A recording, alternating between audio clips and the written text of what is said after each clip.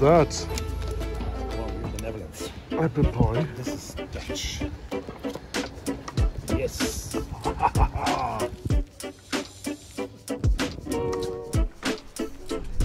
Dr. Knaak. Dr. Pilo. Rotterdam. Rotterdam.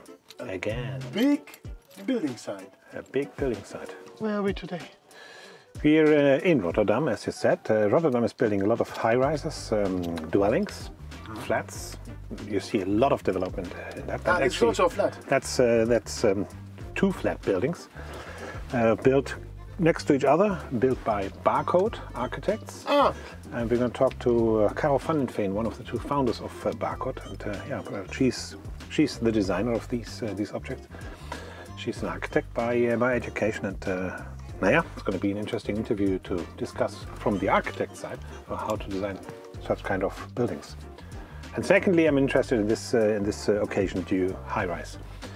You see the site, it's a super compact site. Was difficult to get a parking lot here. Just-in-time delivery, necessary, blah, blah, blah. So that's what we're going to see today.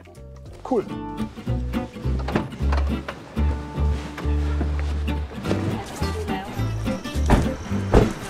Sorry, I'm in Rotterdam.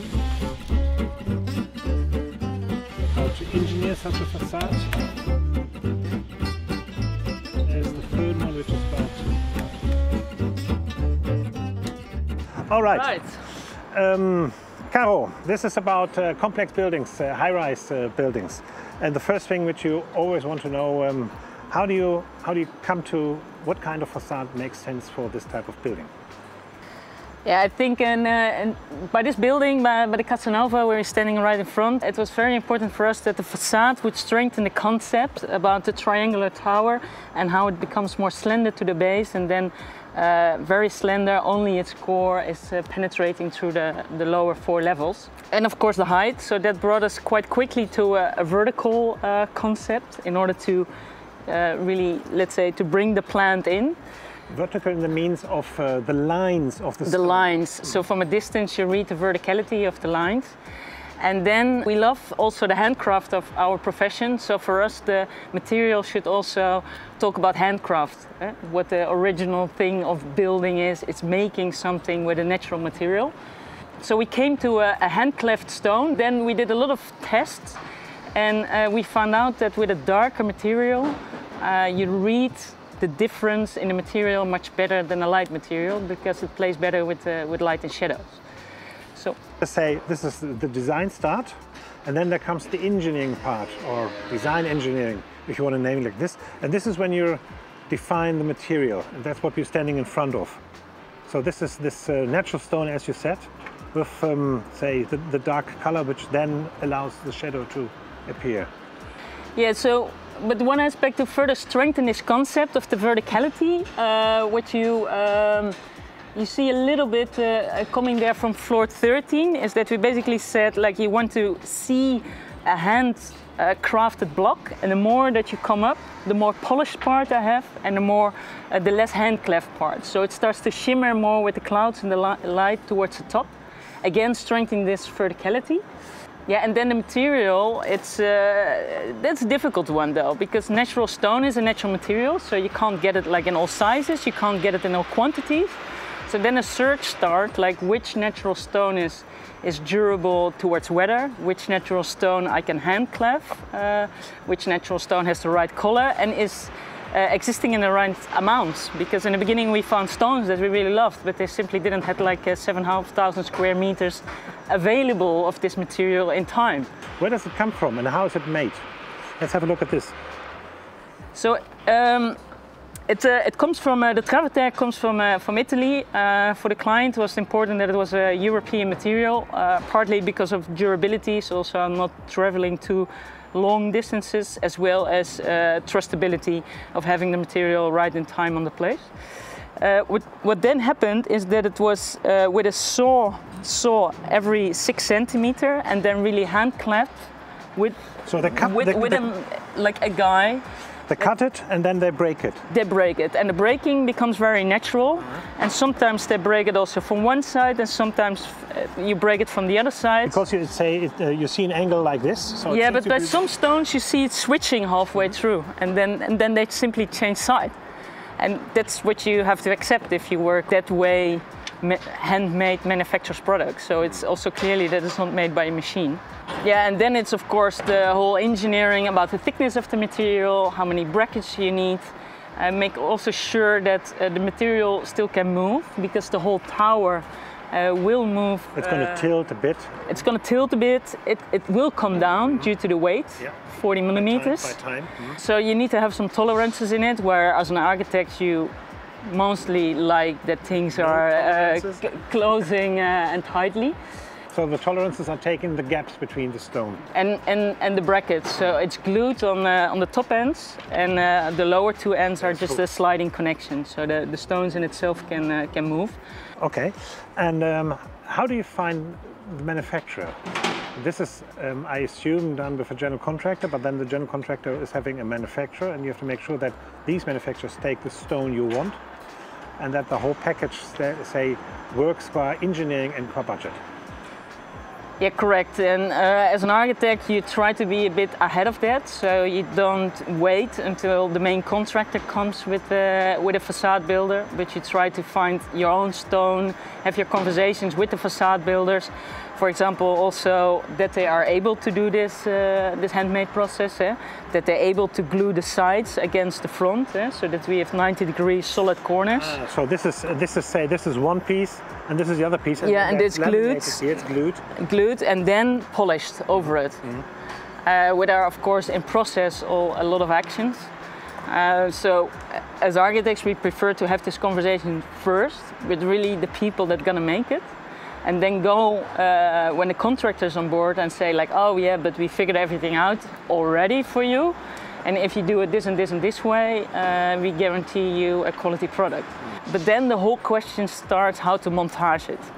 Because you have like an inner city building, you have like not much workspace around. Usually in the Netherlands these days, it's always the question, do we prefabricate everything offsite? Do we make the panels as large as possible? And do we lift them in the same speed as the tower goes up? Or do we first build the tower and then the panels come? So in this case, the tower is first built.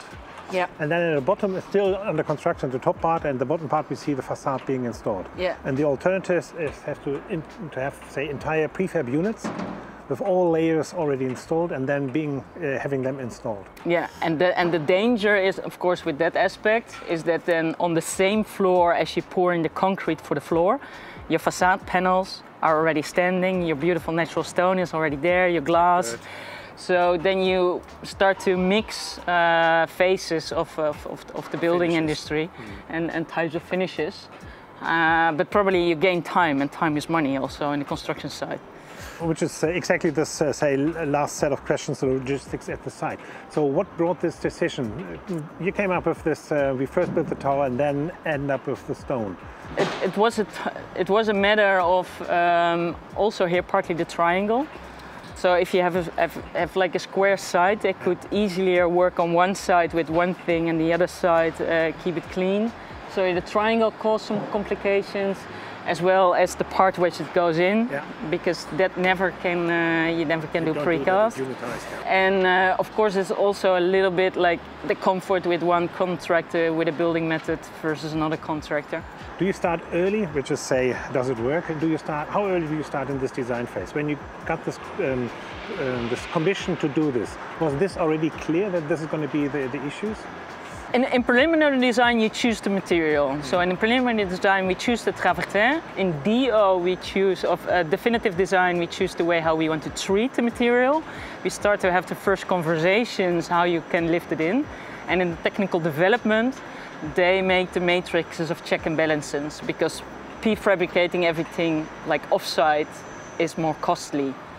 But then you save time on-site, so they make, in our case, they made then huge tables of pros and cons and money flows. But I think as an architect, you have to be very clear what your end result needs to be. And for us, the craft aspect of the whole job, was an important aspect. So that was also, yeah, it brought something in this whole matrix also from decision making, because if the architect is clear what the appearance should be, you can also tune your building method towards it. If as an architect you're like, yeah, it can maybe be like this and maybe be like that, then the process starts to find its own way, you're not controlling it anymore. Good. And of course also for a contractor, if you make definitive design drawings which sets out what the building method is, how you can control it, they feel comfortable and also more likely to listen to you, to understand what your ambitions are, and you smoothen and ease out the process a bit.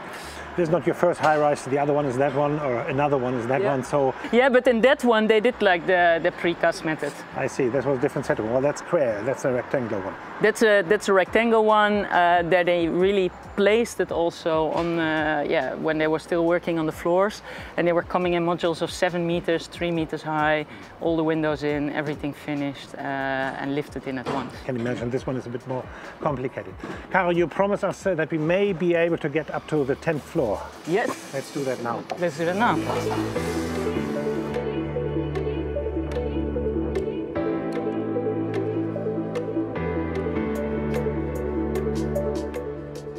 And the contractor for the stone, the Dutch company doing the same as the...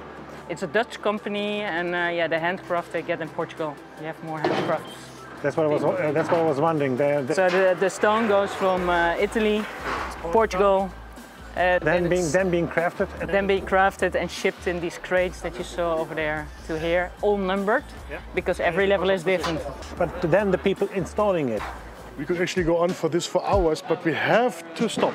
Okay.